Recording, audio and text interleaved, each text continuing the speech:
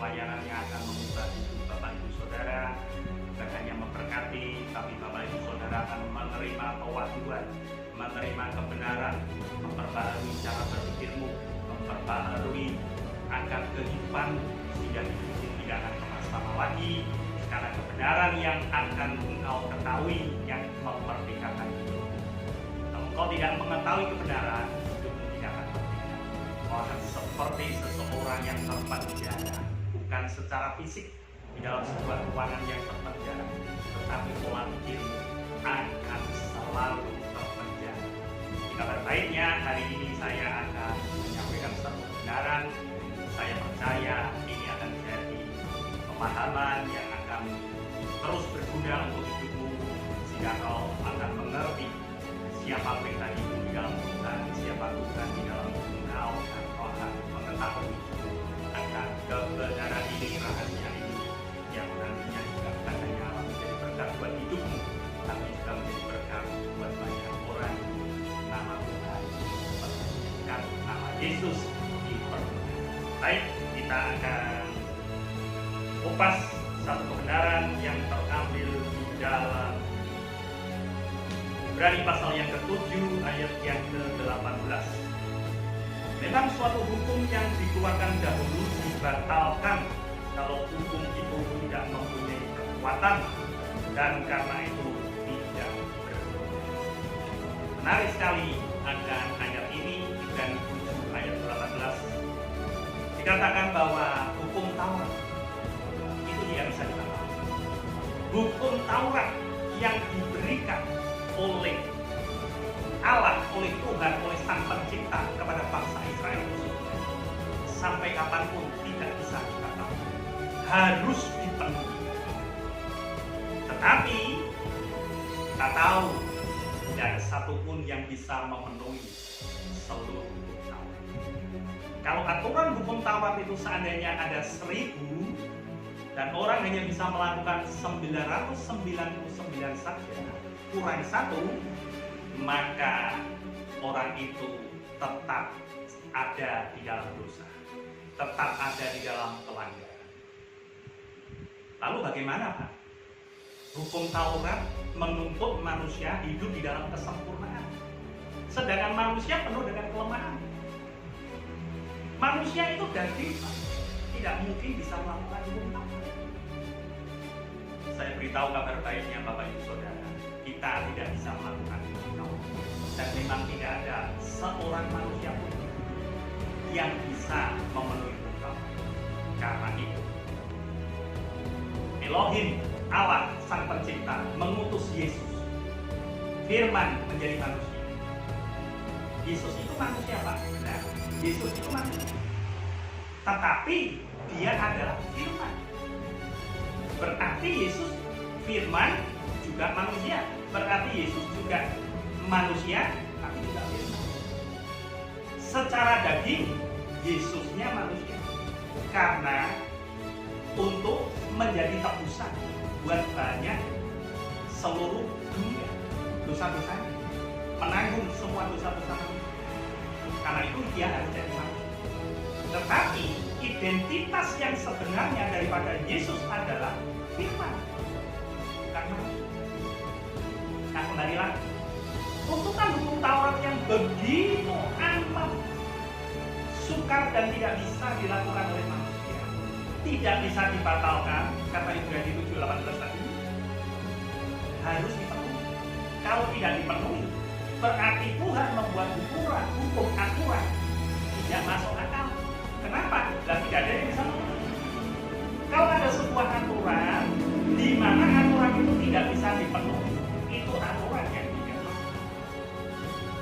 Tetapi kalau ada sebuah aturan ditetapkan, dibuat, dan itu harus bisa dipenuhi, dan pasti bisa dipenuhi, nah itu sebuah aturan yang manusia yang masuk akal. Itulah sebabnya manusia yang tidak bisa memenuhi Taurat, diutuslah Yesus, Sang Firman itu menjadi manusia untuk memenuhi, haleluya, kabar baiknya untuk memenuhi, untuk menggenapi seluruh hukum Taurat, perintah, aturan, ketetapan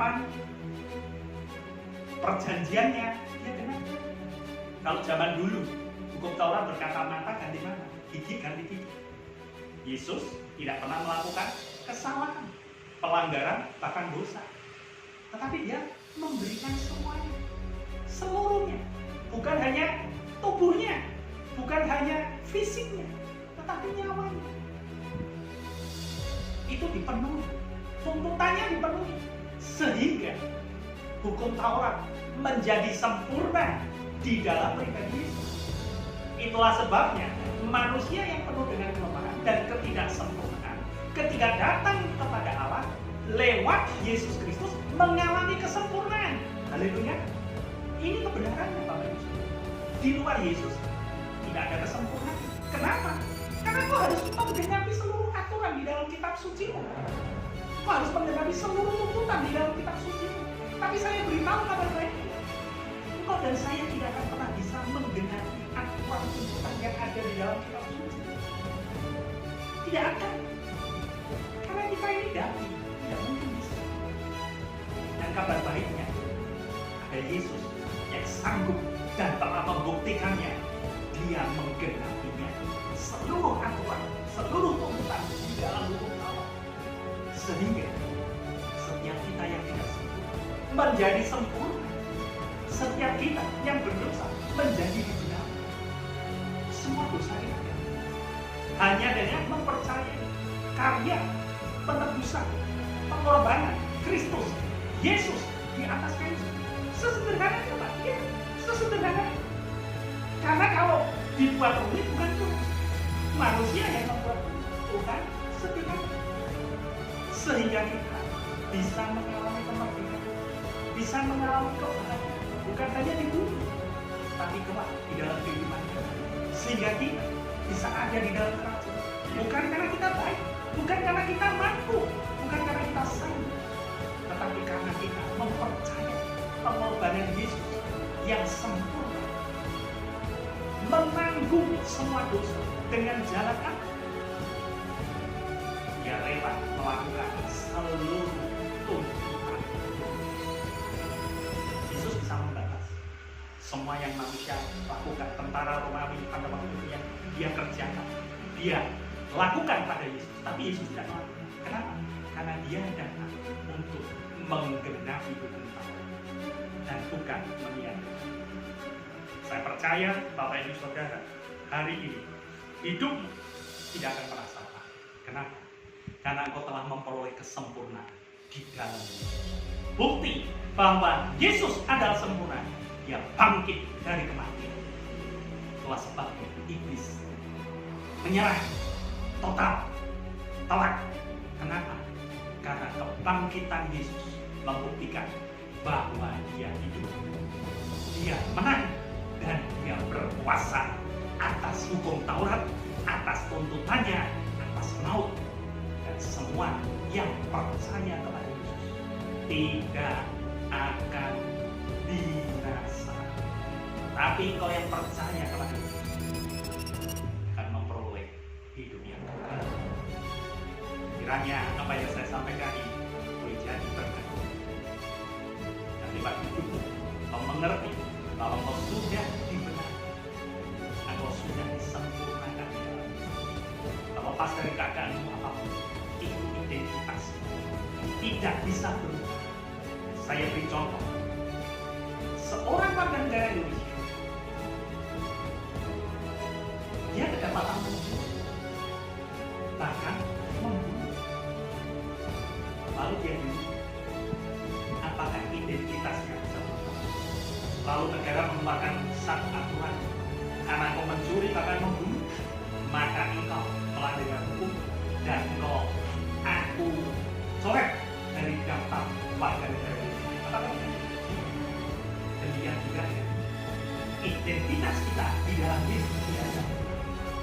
Jika kita percaya kepada Yesus, nama kita tertulis di dalam Tuhan. Pak, tetapi saya masih hidup dalam kelemahan, masih suka melanggar, masih suka berdosa. Datang kepada Tuhan. Akui semua kelemahan, akui semua kesalahan, akui semua dosa-dosa, dan percaya Dia sanggup menyelesaikan semua kelemahanmu, menyelesaikan semua dosa-dosa, dan menjadikan engkau berkat kepada Tuhan. Sehingga lewat hidup